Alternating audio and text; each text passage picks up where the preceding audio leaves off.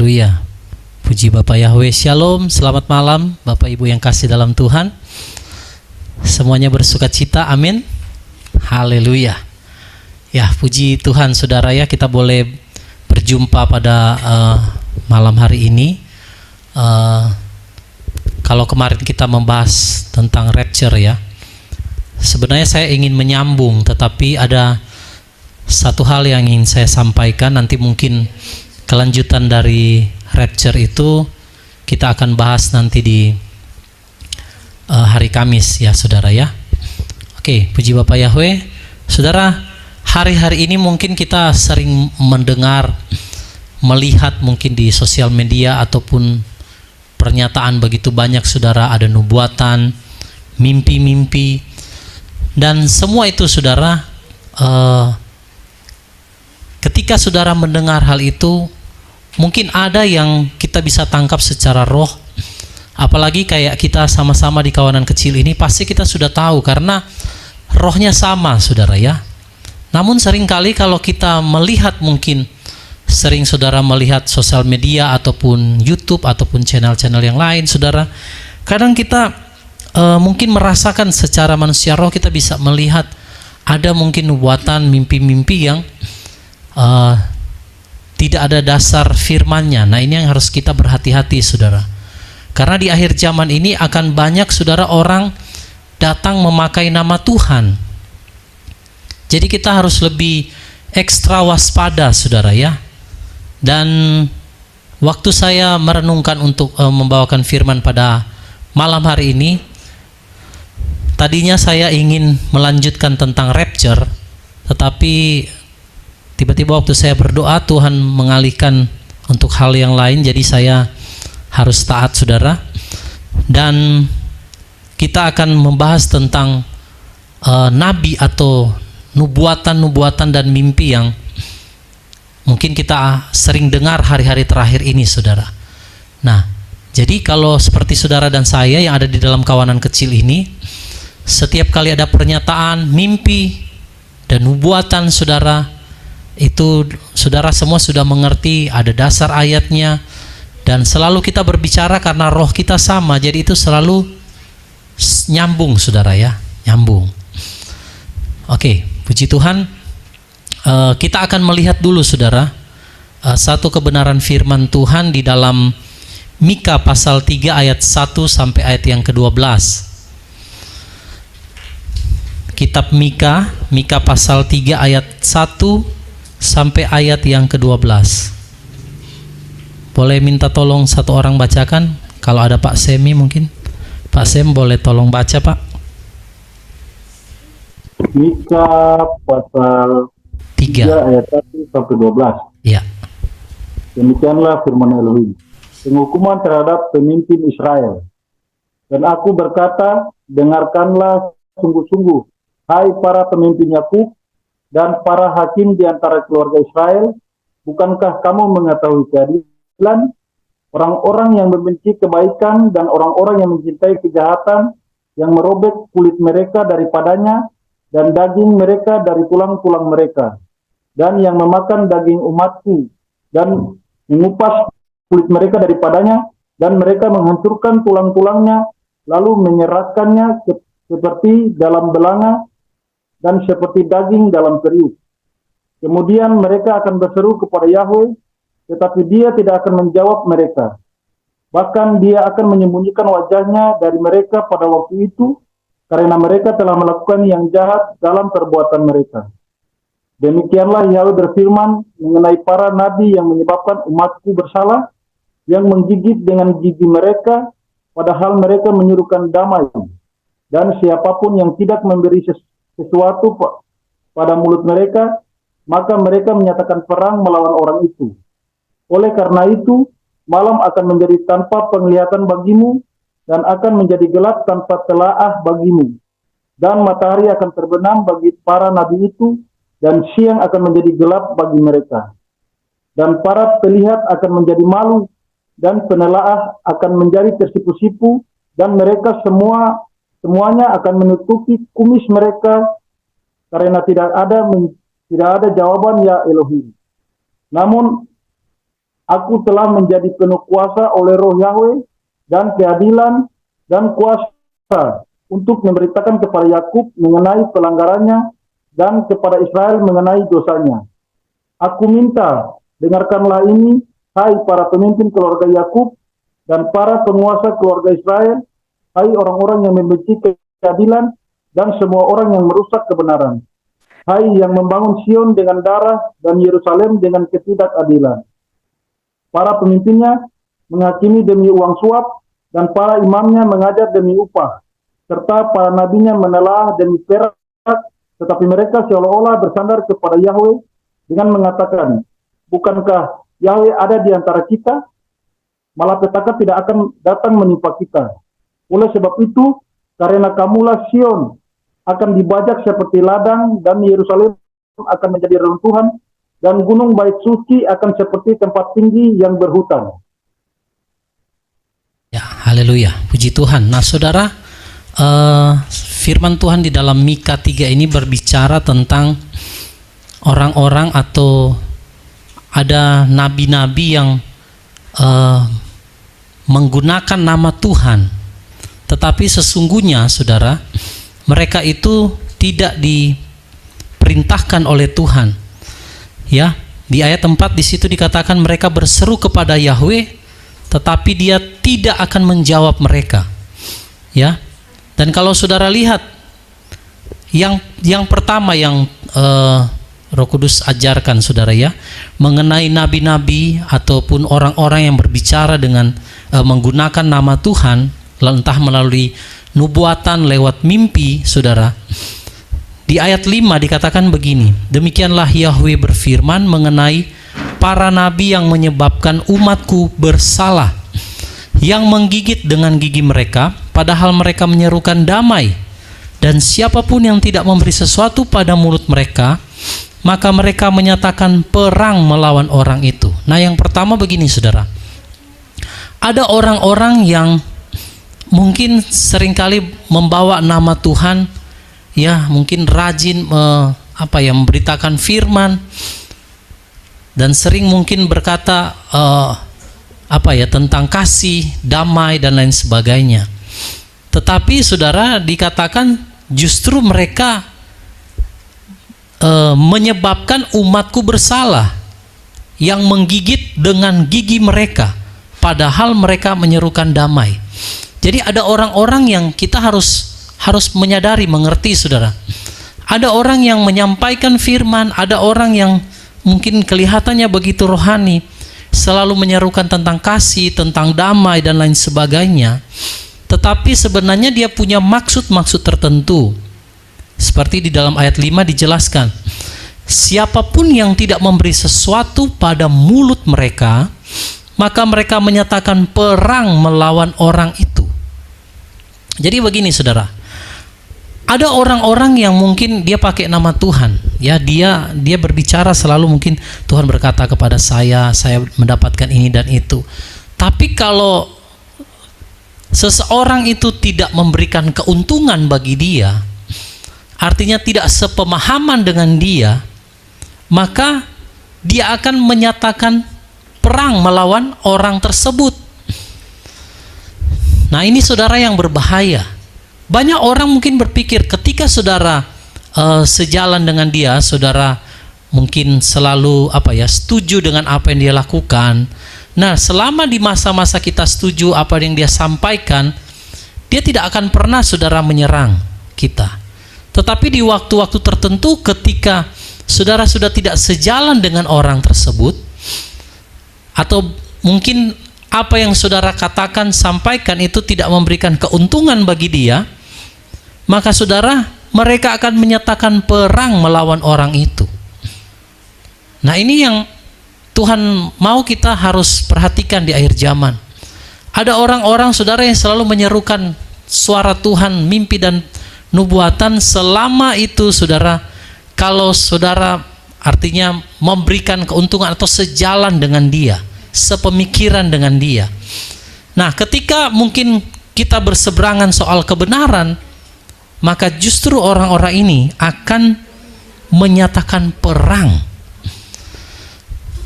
Nah saudara, berapa banyak ya yang mungkin saudara sendiri juga alami. Dahulu mungkin saudara sepemahaman tentang tanda binatang dan lain sebagainya. Tapi dengan berjalannya waktu Tuhan menyingkapkan begitu banyak kebenaran, maka saudara seperti ada perbedaan, ya begitu ya. Sehingga akibatnya orang yang tadinya saudara rasa itu selalu menyerukan damai, seorang yang kelihatannya mungkin sangat rohani, itu bisa berbalik menyerang kita, saudara. Kenapa bisa seperti itu? Nah, ini Tuhan ingin mengajarkan kepada kita, saudara, bahwa di hari-hari terakhir memang banyak orang akan datang memakai nama Tuhan. Tetapi sesungguhnya mereka itu sedang mencari keuntungan bagi diri mereka sendiri, saudara. Jadi kalau ada sesuatu yang tidak menguntungkan bagi dirinya, dia akan menentang orang itu. Nah, ini celaka, saudara, kalau ada orang-orang yang punya niat hati menyampaikan sebenarnya kebenaran, tetapi punya maksud terselubung atau punya kepentingan untuk dirinya sendiri. Sekalipun mungkin ada orang tegur dia tidak sesuai kebenaran, saudara, dia mungkin akan melawan orang tersebut. Nah, itu yang akan muncul di akhir zaman, saudara. Makanya di hari-hari terakhir ini akan banyak pemisahan. Ada orang-orang yang tadinya kita sejalan itu bisa dipisahkan oleh Tuhan. Kenapa bisa demikian, saudara? Karena ternyata tidak semua orang yang menyerukan kebenaran itu berasal dari Tuhan. Ada orang yang menyerukan kebenaran, firman Tuhan katakan, demi untuk perutnya, kepentingan dia. Makanya kalau ketika saudara berseberangan dengan kebenaran dengan dia, maka dia akan balik menyerang. Nah, orang-orang yang demikian, saudara, firman Tuhan katakan begini. Oleh karena itu, ayat 6, malam akan menjadi tanpa penglihatan bagimu, gelap. Tidak bisa melihat lagi, saudara, kebenaran. Dan akan menjadi gelap tanpa telaah bagimu. Dia tidak bisa lihat, dia tidak bisa lagi melihat kebenaran, dia tidak bisa lagi melihat terang. Dan matahari akan terbenam bagi para nabi itu, dan siang akan menjadi gelap bagi mereka. Nah, saudara, hati-hati kalau kita menyampaikan kebenaran firman Tuhan hanya karena ada kepentingan atau mencari keuntungan bagi diri kita sendiri, maka Tuhan katakan justru kita nanti akan mengalami yang namanya gelap, sehingga kita tidak bisa lagi melihat terang itu. Jadi kita sebagai hamba-hamba Tuhan, saudara, Tuhan ingatkan kepada saudara dan saya untuk jangan sampai kita menjadi orang-orang yang menyampaikan kebenaran hanya demi mencari keuntungan atau kepentingan pribadi. Amin, Bapak Ibu. Saudara mau menjadi pemberita kebenaran tanpa ada embel-embel, amin. Kita harus tetap murni, pure. Jangan karena hanya ada kepentingan. Kalau orang itu punya kepentingan menyampaikan firman, saudara, ketika nanti ada orang yang mungkin mengkantor dia karena tidak sesuai kebenaran, maka yang tadinya dia, saudara, kelihatannya damai, kelihatannya seorang penuh kasih, itu bisa berbalik, saudara, 180 derajat dan dia menjadi berang orangnya. Nah, dari sini kita bisa melihat, saudara, bahwa tidak semua orang yang menyampaikan kebenaran itu memang artinya benar-benar dari Tuhan. Ada yang menyampaikannya hanya untuk mencari kepentingan. Nah, itu sebabnya di kawanan kecil kita semua saling mengenal, saudara. Saudara mengenal saya juga mengenal saudara semua. Dan kita semua di sini tidak berkumpul untuk mencari keuntungan atau kepentingan secara pribadi. Tetapi kita semua memberitakan kebenaran. Kalau ada sesuatu yang mungkin tidak sepemahaman, biarlah kita saling memperlengkapi satu dengan yang lain, supaya jangan sampai kita menjadi orang-orang seperti dalam Mika 3 ini. Ketika orang itu tidak lagi sepemahaman dengan dia berbalik 180 derajat. Padahal yang dahulunya mungkin sepemahaman. Nah, saudara, orang-orang yang demikian firman Tuhan katakan, mereka akan justru menjadi tanpa penglihatan, menjadi gelap. Mereka tidak akan bisa melihat terang. Mereka akhirnya tidak bisa melihat lagi kebenaran. Karena apa? Memberitakan kebenaran demi kepentingan, demi keuntungan pribadi, saudara, ya. Itu ditegaskan kembali lagi di ayat 11. Kalau saudara baca di situ. Para pemimpinnya menghakimi demi apa? Uang suap. Dan para imamnya mengajar demi upah. Serta para nabinya menelaah demi perak. Tetapi mereka seolah-olah bersandar kepada Yahweh dengan mengatakan, bukankah Yahweh ada di antara kita? Malapetaka tidak akan datang menimpa kita. Nah, saudara, berapa banyak saudara hamba-hamba Tuhan yang mengaku katanya hamba Tuhan, yang memberitakan kebenaran, tetapi tidak mau saudara berbicara sesuai dengan kebenaran yang Tuhan mau.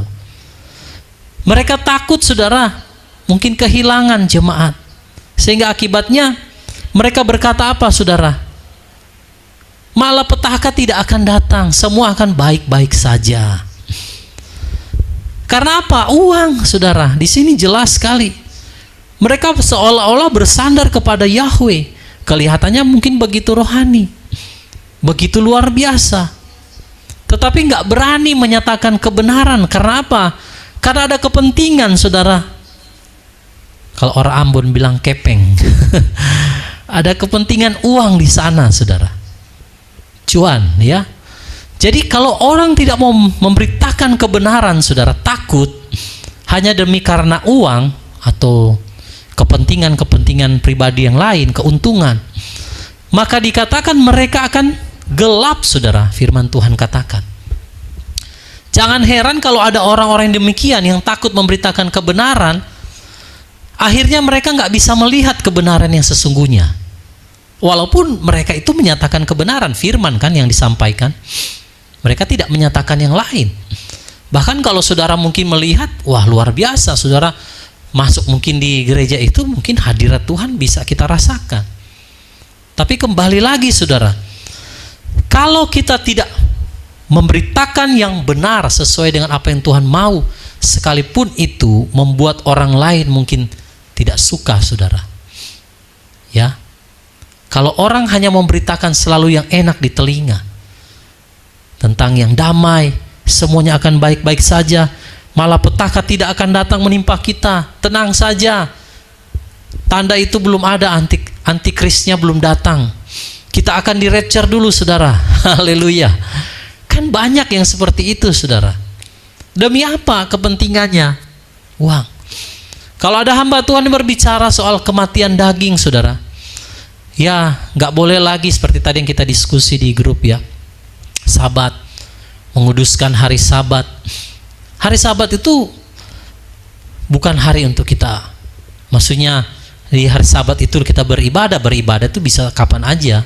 Tapi Tuhan mau kita menguduskan hari Sabat itu untuk kita tidak melakukan kepentingan pekerjaan kita, kesenangan-kesenangan kita.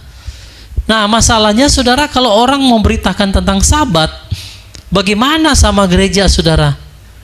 Kalau hari Sabtu itu kan biasanya ada banyak kondangan, acara-acara, belum lagi liburan dan lain sebagainya. Akan sulit, saudara. Nah, berani nggak kita sampaikan? Ya, hamba Tuhan kalau berani, saudara, dia sampaikan. Kalau ada yang mau terima, puji Tuhan. Kalau yang nggak terima, ya pada akhirnya mungkin dia akan mengalami yang namanya kerugian-kerugian tadi. Makanya kalau kita tidak berani menyampaikan kebenaran, saudara, kita akan menjadi seperti apa yang ditulis dalam Mika 3 ini. Jadi di akhir zaman ini Tuhan mau kita memiliki roh seperti Mika. Saudara lihat dia di ayat berapa ya? Ayat 8, saudara. Nah ini, bandingkan dengan apa yang Mika alami, saudara. Di ayat 8 dikatakan begini, namun aku telah menjadi penuh kuasa oleh roh Yahweh, roh HaKodes, ya, dan keadilan dan kuasa untuk memberitakan kepada Yakub mengenai pelanggarannya dan kepada Israel mengenai dosanya. Nah ini yang benar, menegur dosa, menegur yang salah. Banyak hamba Tuhan gak berani, saudara, tegur, memperbaiki sesuatu yang salah. Karena apa? Karena takut. Nah, kalau kita melepaskan diri dari setiap kepentingan uang dan lain sebagainya, saudara, kita akan menjadi pemberita-pemberita kebenaran yang sejati di akhir zaman ini. Saya pribadi, saudara, berapa kali diuji sama Tuhan. Ada saudara-saudara kita di sini saksinya. Yang Tuhan kirimkan orang-orang yang lumayan berpengaruh secara keuangan. Tetapi ketika saya berbicara kebenaran, saudara, mereka tidak terima. Mereka mau kebenaran yang saya sampaikan harus sesuai dengan apa yang mereka mau. Nah, sekarang di situ kita diuji, saudara. Apakah saya mau ikut apa yang mereka katakan, atau saya tetap memberitakan kebenaran firman Tuhan, sekalipun orang-orang yang berpengaruh ini yang mungkin punya artinya kesempatan lah untuk membantu pelayanan yang saya sedang rintis. Itu Tuhan uji, saudara. Dan akhirnya saya harus memilih di pihak Tuhan, sekalipun saya harus kehilangan banyak hal, saudara. Karena saya ingat ayat ini. Jadi Mika itu berdiri dengan kuasa daripada roh Yahweh, saudara, dan keadilan dan kuasa untuk memberitakan kepada Yakub mengenai pelanggarannya dan kepada Israel mengenai dosa-dosanya. Jadi berani, saudara, berdiri di pihak Tuhan untuk menyatakan kebenaran. Di dalam kemarin siapa yang sharing ya? Pak Yones ya? Mazmur 24 itu, siapa yang boleh naik ke gunung kudusnya Tuhan? Mereka yang murni hatinya, bersih tangannya, yang tidak menyerahkan dirinya kepada sumpah palsu, penipuan, yang berani berkata, berani memegang sumpah sekalipun rugi. Saudara mau menjadi pemberita kebenaran di akhir zaman, amin. Jangan kompromi dengan apapun, saudara. Ini Tuhan ajar kepada saya, saudara ya. Waktu 2 minggu lalu, saya sedang lihat di YouTube. Terus Tuhan kasih saya lihat satu ayat yang dimana Daud berkata, dari ujung bumi aku berseru kepadamu, karena engkau telah menuntun aku di gunung yang terlalu tinggi bagiku. Jadi Daud tahu bahwa gunung ini terlalu tinggi buat dia. Dia nggak bisa naik ke atas tanpa kalau Tuhan yang tarik dia. Nah, jadi saya pribadi mengalami, saudara, bagaimana Yeshua HaMashiach itu menjadi batu karang yang teguh, yang menuntun saya bisa naik ke gunung yang lebih tinggi itu. Sekalipun dengan kekuatan saya, sebenarnya saya nggak mampu, saudara. Kalau mau berpikir, kadang-kadang secara terlintas secara manusia, Tuhan, apakah saya ini benar nggak menjalankan pelayanan? Apakah saya terlalu ekstrim mungkin, atau saya terlalu tidak bisa sedikit lebih lembut lah sama orang begitu. Tetapi Tuhan menegur saya, saudara. Tuhan katakan, jangan pernah menurunkan standar kebenaran sekalipun kamu rugi. Saya katakan, Tuhan, ini seperti gunung yang terlalu tinggi bagi saya, Tuhan. Saya nggak sanggup.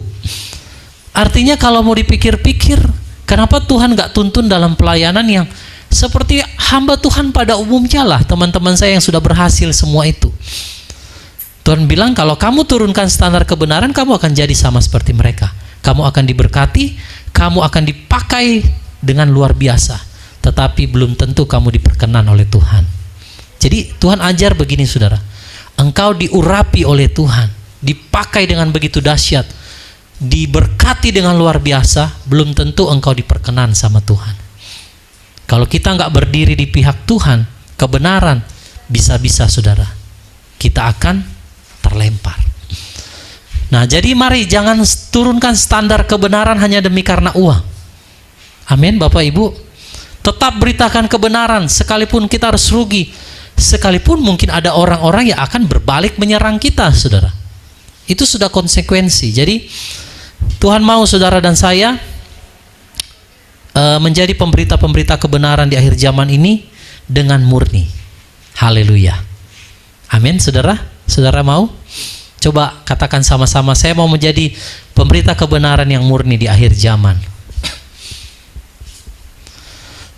Saudara, lewat teknologi yang ada zaman ini, kita bisa akses apa saja, YouTube, Facebook, Instagram, dan lain sebagainya. Saudara, kita akan melihat begitu banyak, saudara, ada ya pokoknya video-video rohani lah semua. Tetapi berapa banyak yang menyatakan kebenaran, berapa banyak yang mau menyerukan tentang umat Tuhan supaya berjaga-jaga di akhir zaman ini.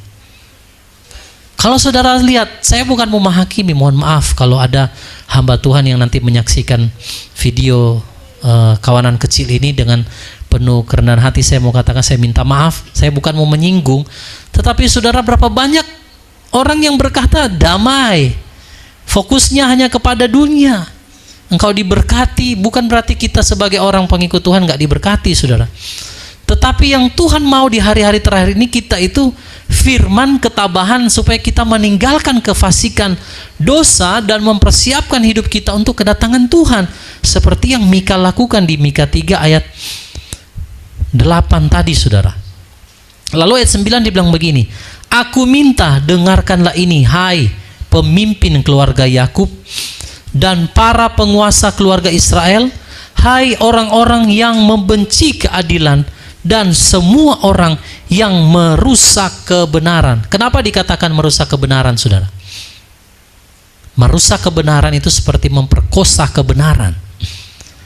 Karena apa? Karena mereka memberitakan firman yang baik-baik saja demi karena ada kepentingan uang. Itu Tuhan gak suka, saudara. Maka Mika berdiri dengan tegas karena ada roh Yahweh pada dia, dan dia berani untuk menyatakan pelanggaran kesalahan daripada Israel. Sekarang hamba Tuhan berani nggak, saudara? Berani nggak menegur jemaat atau pengerjanya yang orang kaya kalau dia berbuat dosa? Saya ini melayani lama, saudara, di gereja mega church, gereja yang besar, dan saya mendapati, saudara, banyak sekali hamba Tuhan nggak berani tegur, saudara, orang-orang yang beruang atau punya jabatan, nggak berani.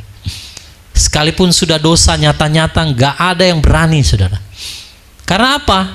Ada kepentingan di sana. Mari sama seperti Mika, saudara, ya. Kita belajar untuk mentaati Tuhan, menyerukan kebenaran, saudara. Sekalipun kita harus rugi. Yang mau katakan amin. Haleluya. Oke, yang berikut, saudara, kalau yang tadi itu di Mika, sekarang kita akan lihat, saudara, Yeremia 23, saudara, ya.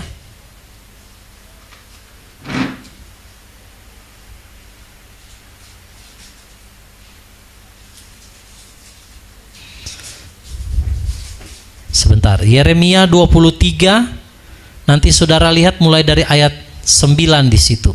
Kita akan lihat mulai dari ayat yang 9-nya. Nah, kalau Yeremia 23 ini, saudara, berbicara nabi-nabi palsu yang dicela. Jadi Yeremia melihat, ya saudara, di ayat 9 dikatakan, hatiku menjadi hancur di dalam diriku karena para nabi. Seluruh tulangku gemetar, aku menjadi seperti seorang pemabuk dan seperti seorang yang pingsan oleh anggur, oleh sebab Yahweh dan oleh karena kekudusan firman-Nya. Saudara, Yeremia melihat, saudara, apa yang dilakukan oleh para nabi-nabi palsu yang bernubuat palsu bagi bangsa Israel. Itu Yeremia gemetar, saudara, karena dia merasakan kekudusan firman-Nya. Dia tahu bahwa Tuhan itu sebenarnya tidak berbicara kepada nabi-nabi yang menyerukan damai-damai ini, saudara. Tetapi Yeremia sedang menyatakan satu penghakiman dari Tuhan bagi Israel. Makanya dia kayak orang apa, saudara, mabuk. Kalau saya bayangkan begini, kalau saudara di akhir zaman Tuhan taruh firman tentang kedatangan Tuhan yang semakin dekat, lalu saudara diajarkan Tuhan untuk mempersiapkan diri, firman ketabahan, mematikan daging, meninggalkan dunia, lalu kita fokus untuk mengejar kekudusan, kesempurnaan. Lalu tiba-tiba ada orang lain berkata, dunia akan baik-baik saja, saudara-saudara. Tuhan akan berkati, saudara. Tuhan pasti akan pulihkan, saudara. Kira-kira gimana saudara? Kita yang mendengarnya. Pasti saudara alami seperti yang Yeremia alami. Betul nggak saudara? Kenapa sih dia harus berbicara seperti itu? Ini bukan waktunya lagi seperti itu. Ini waktunya di mana Tuhan sedang mempersiapkan umatnya supaya mereka menyongsong Tuhan. Tuhan datang dan kita berjaga-jaga. Bukan lagi firman soal susu. Saya mendapati saudara, ada orang-orang yang dari tahun ke tahun demikian tetap berbicara masalah yang sama. Coba saudara perhatikan gereja-gereja, mohon maaf. Kenapa selalu terjadi perpecahan saudara? Kalau pecah, nanti yang satu bikin gereja baru. Pecah lagi, bikin gereja baru. Kenapa saudara bisa terjadi seperti itu? Pernah nggak lihat? Pernah nggak alami? Saya ini orang yang selalu mengalami perpecahan gereja saudara. Jadi saya tahu. Karena firman-Nya itu terus saudara.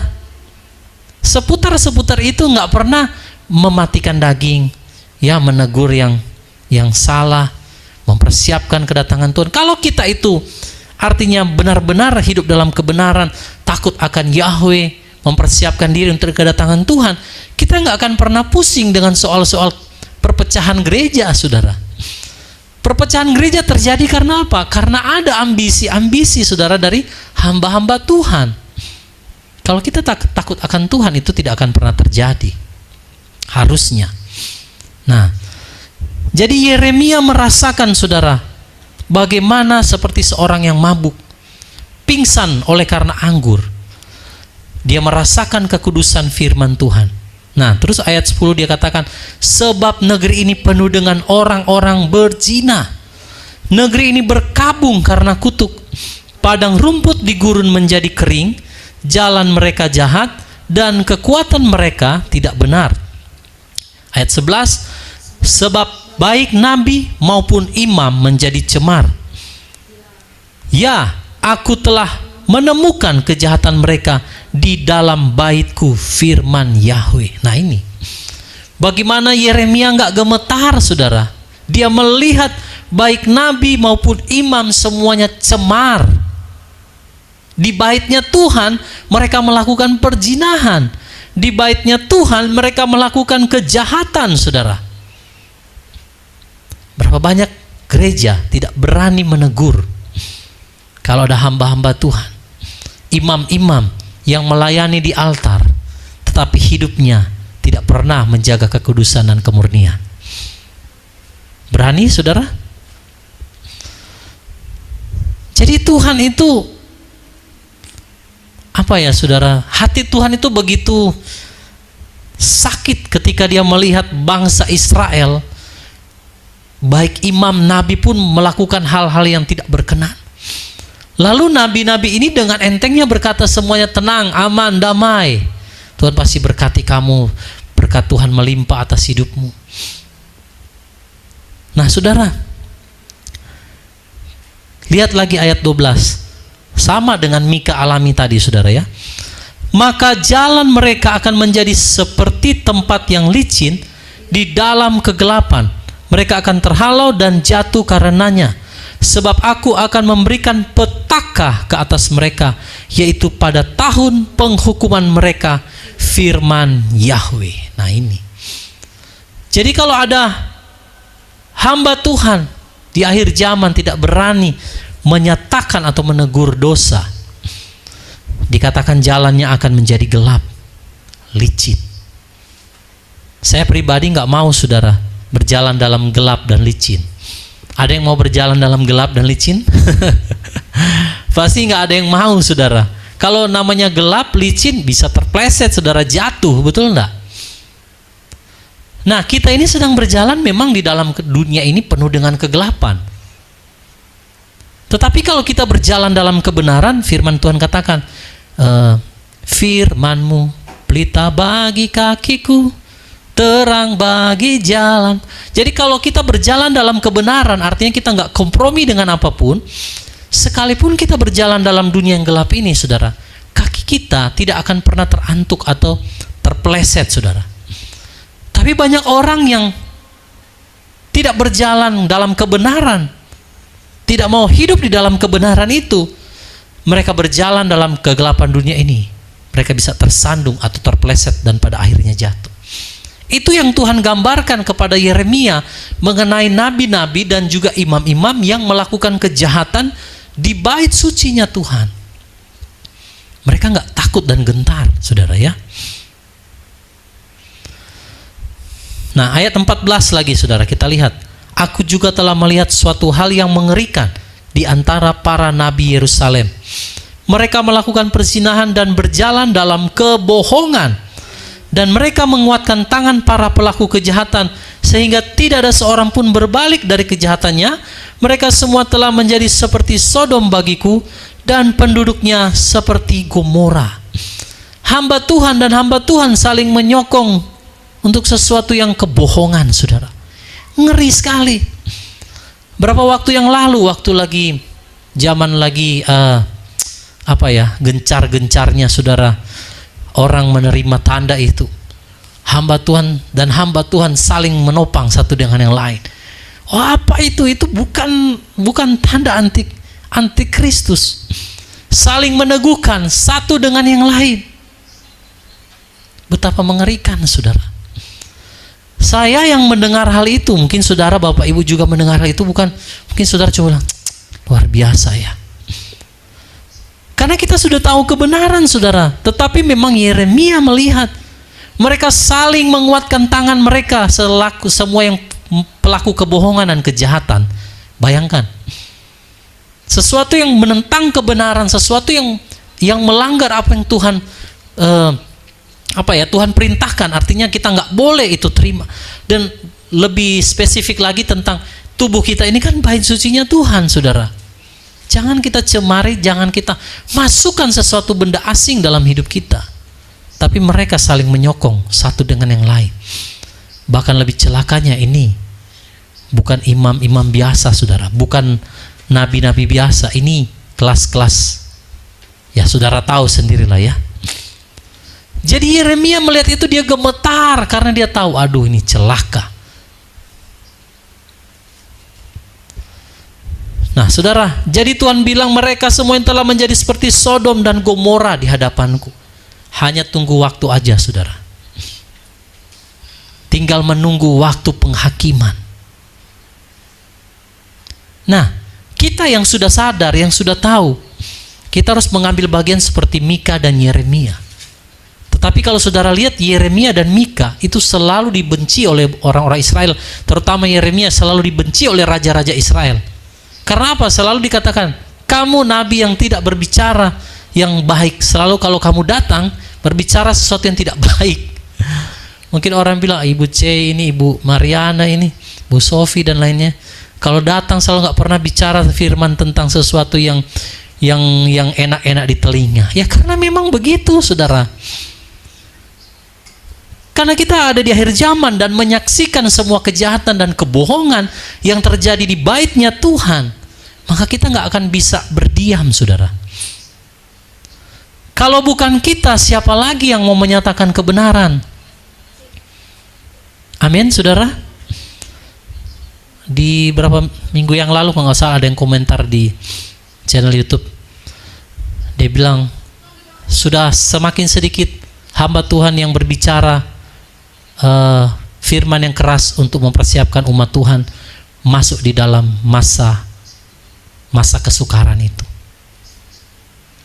Mungkin kita ini tinggal golongan yang sedikit, saudara. Seperti Yeremia. Yeremia itu cuma satu dari sekian banyak nabi yang berbicara sesuai dengan apa yang Tuhan mau. Sisanya, saudara, nabi-nabi itu bernubuat palsu untuk menyenangkan raja. Nah itu, jadi kita ada di sini, saudara. Kita yang melihat peristiwa-peristiwa ini terjadi di akhir zaman. Saya mau katakan, mari tetap berdiri seperti Mika, seperti Yeremia. Nyatakan kebenaran tanpa kompromi. Karena Tuhan itu nggak pernah kompromi apapun, saudara, terhadap dosa dan kejahatan. Dia Tuhan yang maha kasih, betul. Tetapi bukan berarti dia membebaskan orang dari kesalahannya. Apa yang kita tabur, itu yang akan kita tuai, ya. Lalu saudara, ayat 15 dikatakan begini.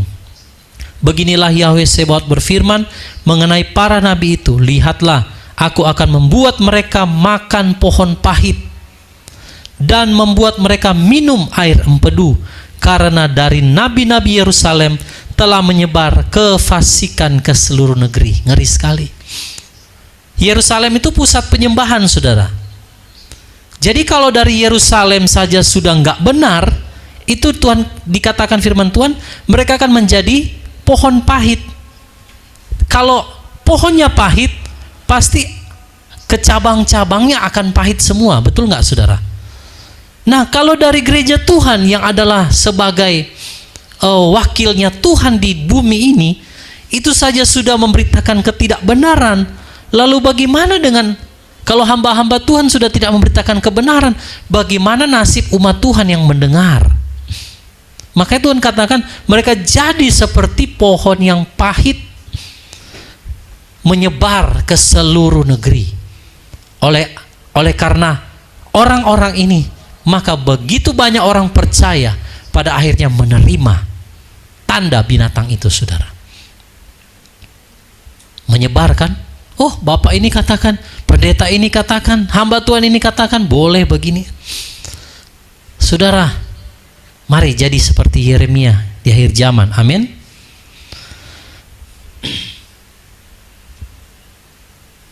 Ayat 16. Beginilah Yahweh Sebaot berfirman, janganlah mendengarkan perkataan para nabi yang bernubuat kepadamu. Mereka membuatmu bodoh. Mereka mengucapkan penglihatan dan hati mereka sendiri, bukan dari mulut Yahweh. Nah, ini celaka, saudara.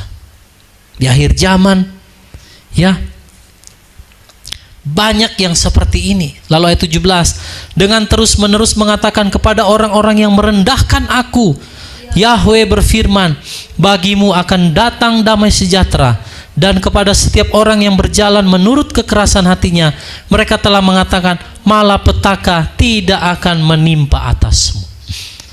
Sehingga akibatnya mereka membuat orang terperosok ke dalam jurang kebinasaan. Orang yang keras hati sudah dikasih tahu kebenaran, saudara, nggak mau berpaling kepada kebenaran itu. Bukannya ditegur, malah apa, saudara? Oh, nggak apa-apa, malah petaka tidak akan menimpamu. Ini celaka sekali, saudara. Kalau sampai di akhir zaman hamba-hamba Tuhan tidak berani menyerukan kebenaran, masih berkompromi dengan dosa, akibatnya banyak umat Tuhan yang akan binasa. Makanya firman Tuhan katakan, orang buta menuntun orang buta, akhirnya masuk ke dalam lubang, ke jurang sama-sama, saudara. Nah,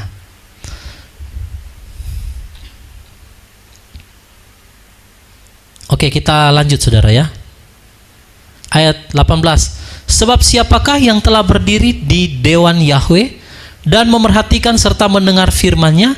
Siapakah yang telah memerhatikan firman-Nya dan mendengarkannya? Lihatlah, badai dari Yahweh telah bergerak dalam murkanya, bagaikan angin puting beliung. Ia akan menimpa kepala orang-orang jahat.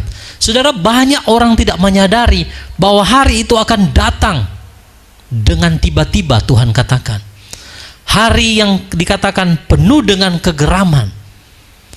Dikatakan pahlawan pun akan menangis. Hari itu badai dari Tuhan akan datang segera, saudara. Dan waktu badai itu terjadi, saudara, banyak orang tidak sadar. Karena apa? Karena nubuatan, perkataan daripada imam dan nabi yang selalu berkata damai sejahtera. Tidak akan terjadi apa-apa. Dunia masih lama, Tuhan masih lama akan datang. Lalu tiba-tiba badai dari Tuhan itu datang. Ayat 20, saudara. Murka Yahweh tidak akan kembali sampai dia melaksanakan dan sampai dia mewujudkan maksud hatinya. Pada hari-hari terakhir, kamu akan memahami hal ini dengan pengertian. Nah, orang-orang seperti saudara dan saya yang selalu taat kepada kebenaran akan mengerti. Tapi mereka tidak akan pernah mengerti, saudara. Makanya jangan pernah turunkan standar kita kalau kita mau berbicara kebenaran, siapapun dia, saudara. Kayak Ibu Cei nggak pandang mau dia tinggi jabatannya, berbicara kebenaran, ya kebenaran. Karena firman Tuhan katakan kita harus lebih takut kepada Elohim daripada kepada manusia. Saya pribadi diajar Tuhan, saudara. Saya nggak takut berbicara. Mau kamu mau orangnya ada uang, mau berpengaruh, saya nggak takut. Saya harus sampaikan kebenaran firman Tuhan. Berpegang kepada sumpah sekalipun rugi. Amin. Saudara, gambaran Mazmur 24 itu yang orang boleh naik ke gunung Tuhan, siapakah itu nanti sebenarnya saya akan singgung di pembahasan rapture. Tapi saya singgung sedikit aja. Naik ke gunung Tuhan itu berbicara secara roh itu sebenarnya rapture. Mereka yang murni hatinya, bersih tangannya, tidak mengucapkan sumpah palsu, mereka yang tidak menerima suap, mereka yang apalagi saudara, tidak melakukan kejahatan. Nah, kalau mau rapture ya harus ikut syarat-syarat ini. Banyak orang tidak mengerti, saudara. Berbahagialah kita di kawanan kecil yang boleh memahami ini, saudara ya. Terus yang lebih celaka lagi begini, saudara. Ayat kita loncat ke ayat 25 ya. Ayat 25 dari Yeremia 23 ini dikatakan begini, aku telah mendengar apa yang diucapkan para nabi. Mereka bernubuat palsu di dalam namaku dengan mengatakan aku telah bermimpi, aku telah bermimpi. Sampai kapan hal ini ada di dalam hati para nabi yang menubuatkan dusta? Ya, mereka dalam hatinya adalah para nabi pembohong. Nah, yang 27 ini, saudara, Tuhan tekankan lagi. Yang berencana untuk membuat umatku apa, saudara? Melupakan namaku dengan mimpi-mimpi mereka yang mereka ceritakan seorang kepada sesamanya, sebagaimana yang leluhur mereka telah melupakanku karena Baal. Melupakan namaku karena Baal. Saya singgung kemarin yang di ibadah Jumat tentang satu generasi di dalam hakim-hakim yang melupakan Yahweh karena tidak diajarkan. Sama, saudara, ada orang-orang yang bernubuat lewat mimpi juga yang membuat akhirnya orang lupa kepada nama Tuhan. Ini saya dapat WA, saudara. Ada seorang yang WhatsApp ke saya sudah lama. Dia bilang, Pak, karena saya pasang status tentang nama Yeshua Masya dan Yahweh. Dia bilang begini, Pak, saya itu bermimpi. Dan di dalam mimpi itu, Tuhan berkata, anakku, namaku bukan Yahweh, namaku bukan Yeshua HaMashiach. Sejak saat itu, ketika saya mendengar nama itu, saya selalu merasa nggak damai sejahtera. Nah, saudara, ini mimpi. Saya bilang, ibu, ini seorang wanita. Mimpi ibu bukan standar kebenaran, bu. Ingat, standar kebenaran itu harus firman. Jangan ibu pakai mimpinya ibu itu sebagai standar kebenaran. Bahkan ada orang kedua yang mengatakan, oh, dia bermimpi suaminya ada di satu pintu, ya ada tulisan YHWH, bingung sendiri katanya suami di situ. Loh, saudara, itu kan mimpimu, bukan kebenaran, saudara. Amin, saudara. Apakah kita harus percaya dengan mimpi dia yang tidak sesuai dengan kebenaran? Mohon maaf, saya bilang, patokan kami bukan mimpimu. Patokan saya adalah firman. Kalau kamu merasa itu bukan nama Tuhan dan kamu bingung, ya sudah, silakan, Tuhan nggak pernah pilih kok. Tapi jelas di sini, saudara, dikatakan bahwa ada orang-orang yang bermimpi, yang berencana membuat umatku melupakan namaku lewat mimpi-mimpi mereka, saudara. Dan itu sering saya lihat, sering ada di Facebook. Semua orang menghujat nama itu, saudara, oleh karena mimpi-mimpi ini. Jadi mereka pakai standar mimpi si A, si B sebagai kebenaran. Bukan firman, tapi yang mereka pakai itu mimpi. Ada lagi satu orang lagi, dia bilang begini, Pak, saya bermimpi. Dalam mimpi itu ada setan datang kepada saya. Saya berdoa dalam nama Yesus HaMashiach, setan itu nggak datang. Apa, setan itu nggak menjauh. Wah, di dalam mimpi itu saya berdoa dalam nama Yesus HaMashiach, setannya nggak pergi. Waktu saya ucapkan yang lain, wah, setannya pergi. Kenapa bisa seperti itu, Pak, ya? Saya bilang, karena kamu nggak percaya nama itu. Makanya mimpi kamu itu tidak sesuai dengan kebenaran. Orang lain tidak mengalami hal yang sama seperti apa yang kamu alami. Kenapa dia bisa alami begitu? Karena kamu tidak percaya. Ingat saudara, ada cerita di dalam firman Tuhan, anak-anak Skewa, mereka itu kan mengusir setan pakai nama Yeshua Hamasiah, betul? Saudara pernah baca ceritanya anak-anak Skewa? Mereka usir setan dalam nama Yeshua Hamasiah, keluar. Setannya saudara bukan keluar, dia balik telanjangi ini anak-anak Skewa. Sekarang pertanyaan saya saudara, apa bedanya sih nama yang mereka ucapkan dengan yang murid-murid ucapkan tetapi setannya keluar? Apa bedanya saudara? Nama yang sama, dia katakan Yeshua Hamasiah dari Nazaret. Aku perintahkan, aku kutuk engkau keluar. Ya, yang ada saudara, setannya bilang begini, Yeshua saya kenal, Paulus saya kenal, kamu siapa? Langsung ditelanjangi saudara. Namanya sama. Kenapa bisa seperti itu? Karena mereka menggunakan nama itu, mereka nggak percaya saudara. Makanya iblisnya bukan lari, yang ada iblis telanjangi orang itu. Jadi makanya hati-hati dengan mimpi. Ada orang-orang yang berusaha untuk membuat orang lain lupa nama Tuhan hanya karena mimpi. Makanya saya katakan, bukan berarti salah kita bermimpi bernubuat saudara. Tapi kalau tidak ada dasar kebenarannya, jangan kita percaya.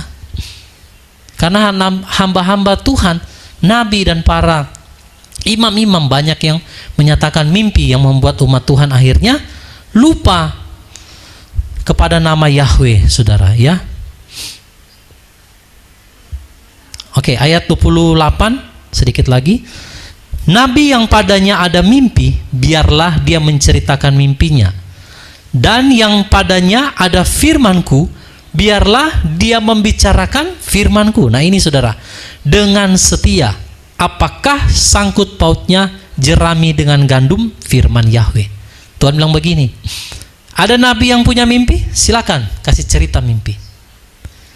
Dan yang padanya ada firman yang daripadaku, biarlah dia bicarakan firman. Saudara mau pilih yang mana? Mau mendengar mimpi orang yang membuat kita melupakan nama Tuhan, atau kita mau berpegang kepada kebenaran firman? Nah, makanya jangan terlalu percaya saudara. Kalau ada orang yang bermimpi tentang membuat kita melupakan nama Tuhan dan akhirnya kita menolak nama Tuhan itu. Tuhan bilang di sini ayat 28, kalau ada nabi yang berbicara dalam mimpinya, silakan dia berbicara.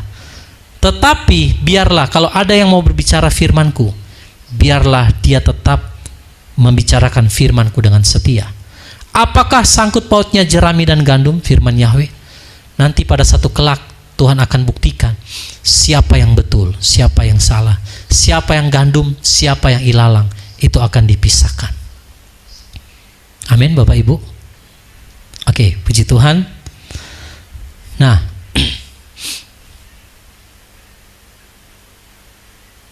ayat 30. Dengan demikian lihatlah aku menentang para nabi, firman Yahweh, yang mencuri firmanku masing-masing dari sesamanya. Lihatlah aku menentang para nabi, firman Yahweh, yang menggunakan lidahnya dan mengucapkan firman. Lihatlah aku akan melawan orang-orang yang menubuatkan mimpi-mimpi palsu, firman Yahweh, dan menceritakannya, serta menyebabkan umatku sesat oleh kebohongan mereka dan oleh kelakuan sembrono mereka. Padahal aku tidak mengutus mereka maupun memerintahkan mereka, karena mereka sama sekali tidak berguna untuk umat ini, firman Yahweh. Nah, saudara dikasih dalam Tuhan, jadi Tuhan mau kita semua berpegang kepada kebenaran. Kalau ada orang yang menyatakan mimpi-mimpinya yang membuat kita melupakan nama Tuhan, maka jangan mudah kita percaya saudara. Amin. Kalau ada yang bernubuat tidak sesuai dengan firman Tuhan, jangan kita percaya saudara. Apalagi yang berkata, oh aman, damai, dunia ini masih akan lama, nikmati, saudara akan menjadi kepala, bukan ekor. Saudara akan diberkati, kekayaan bangsa-bangsa akan datang ke dalam rumahmu, dan engkau akan bersenang-senang. Memang ada ayatnya saudara. Tetapi kekayaan bangsa-bangsa yang dimaksud di situ adalah Yeshua Hamasiah. Ia akan menjadi kekayaan bagi bangsa-bangsa yang akan menerimanya. Itu bukan berbicara emas, perak, harta saudara. Tapi ini ditafsirkan bahwa kekayaan orang fasik akan masuk ke dalam lumbung-lumbungmu.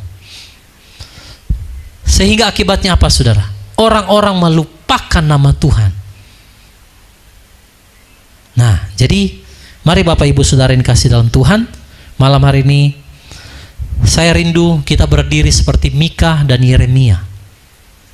Berdiri di pihak kebenaran. Jangan pernah takut menyatakan kebenaran. Jangan pernah takut menyatakan satu kesalahan.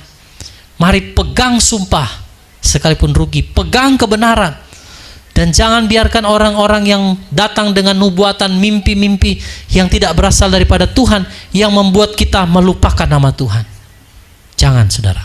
Tetap berdiri di pihak Tuhan. Amin. Saya akan tutup dengan satu ayat, saudara. Kenapa kita harus berdiri di pihak Tuhan dan terus menyerukan supaya kita berjaga-jaga? Karena ini ya. 1 Tesalonika 5 ayat 2-10. Mari sama-sama kita akan baca ayat ini dengan suara yang keras. 1 Tesalonika pasal 5 ayat 2-10 sebagai ayat penutup bagi kita malam hari ini, sebelum nanti kita akan tutup ibadah ini dan kita akan lanjutkan dengan sesi sharing ya. 1 Tesalonika 5 ayat 2-10. 3, 2, 1. Karena kamu sendiri mengetahui dengan cermat bahwa hari Yahwe datang sedemikian rupa seperti pencuri pada waktu malam. Sebab ketika mereka mengatakan damai dan aman, maka tiba-tiba kebinasaan datang atas mereka, sama seperti rasa sakit bersalin pada wanita yang sedang mengandung, dan mereka sama sekali tidak bisa luput. Namun kamu, hai saudara-saudara, kamu tidak berada dalam kegelapan, sehingga hari itu dapat menyergap kamu seperti pencuri. Kamu semua adalah anak-anak terang dan anak-anak siang. Kita bukanlah anak-anak malam atau dari kegelapan. Jadi kemudian kita jangan sampai tertidur seperti juga orang-orang yang lain. Sebaliknya kita harus berjaga-jaga dan sadar, karena mereka yang tidur, mereka tidur pada waktu malam, dan mereka yang mabuk, mereka mabuk pada waktu malam. Tetapi kita selagi siang, kita harus sadar sambil mengenakan baju sirah iman dan kasih, serta ketopong pengharapan keselamatan. Sebab Elohim tidak menempatkan kita ke dalam murka, melainkan ke dalam pemeliharaan keselamatan melalui Tuhan kita Yeshua HaMasyiah, yang telah mati demi kita, supaya entah kita dapat berjaga-jaga atau tidur, kita dapat hidup bersama dengan Dia. Ayat ini mengandung satu pengertian yang dalam, saudara. Ya, banyak orang yang berkata mungkin aman damai, tetapi sebenarnya kedatangan Tuhan itu sudah di ambang pintu. Sedikit waktu lagi, saudara, maka kedatangan Tuhan akan datang seperti pencuri bagi orang yang tidak berjaga-jaga. Amin, saudara. Saudara mau berjaga-jaga? Dikatakan di sini, saudara, kalau kita ada di dalam Yeshua HaMasyiah, maka ketika kita berjaga-jaga ataupun tidur, ini ada dua pengertian. Kita dapat hidup bersama dengan Dia. Kalau orang tidur, sebenarnya kalau pencuri kan dia nggak tahu sebenarnya dia datang, betul? Tapi kenapa dikatakan supaya entah kita berjaga-jaga atau tidur, kita dapat hidup bersama dengan Dia? Nah, ada dua pengertian yang Tuhan taruh di hati saya. Yang berjaga-jaga ini yang masih hidup, saudara. Yang sudah tidur, mati di dalam Tuhan, dia juga akan tetap hidup bersama dengan Elohim, Yeshua HaMasyiah. Makanya kalau kita meninggal dalam Tuhan, kita tidur, kita sedang istirahat, sedang menunggu hari itu tiba. Tetapi bagi kita yang masih hidup, mari berjaga-jaga, Bapak Ibu. Amin. Jadi entah kita berjaga-jaga, entah kita sudah tidur, sudah meninggal, yang penting kita di dalam Tuhan, maka kedatangan Tuhan tidak akan seperti pencuri bagi orang yang berjaga-jaga. Tapi kedatangannya seperti pencuri bagi orang yang tidak berjaga-jaga. Oleh karena itu malam hari ini, mari tetap menjadi pemberita-pemberita kebenaran tanpa kompromi. Nyatakan yang salah, tegur yang salah. Mari tetap berdiri di pihak Tuhan. Jangan biarkan saudara kebenaran yang sudah kita terima digagalkan oleh karena nubuatan, mimpi-mimpi yang tidak sesuai dengan kebenaran, yang membuat akhirnya kita melupakan nama Tuhan. Amin, saudara. Saudara mau menjadi pemberita kebenaran di akhir zaman tanpa kompromi? Coba yang mau katakan, saya mau. Haleluya, puji Tuhan. Kiranya Bapa Yahweh menolong setiap kita semua supaya kita terus hidup di dalam kebenaran dan kita tetap berjaga-jaga. Kalaupun Tuhan izinkan kita tidur, biarlah kita tidur di dalam Elohim. Artinya meninggal dalam Tuhan. Supaya ketika Tuhan datang, saudara dan saya layak untuk diangkat bersama di dalam peristiwa rapture. Nanti ini akan saya bahas di hari Kamis. Bapak Yahweh memberkati saudara sekalian. Terpujilah nama Tuhan. Haleluya, haleluya. Amin. Oke, puji Tuhan. Kita akan berdoa, saudara ya.